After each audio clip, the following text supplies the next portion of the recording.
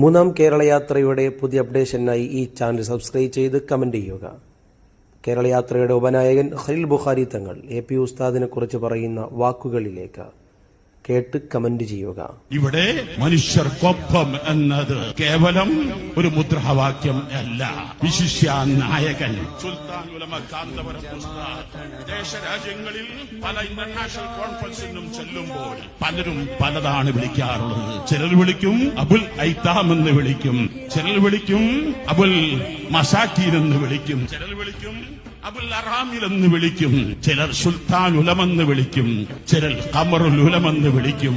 എന്നാൽ ഈ വിരുന്നിനെ ഇഷ്ടപ്പെടുന്നത് അബുൽ അനാം, മനുഷ്യരുടെ പിതാവ്, മഹാനായ ശൈഖുനാ സുൽത്താനുൽ ഉലമ ഏതെങ്കിലും ഒരു വിഭാഗത്തിന്റെ നേതാവല്ല, മറിച്ച് ഇവിടെയുള്ള ജാതി മതഭേദമന്യേ സർവ്വ മനുഷ്യരുടെയും സംരക്ഷകനാണ്.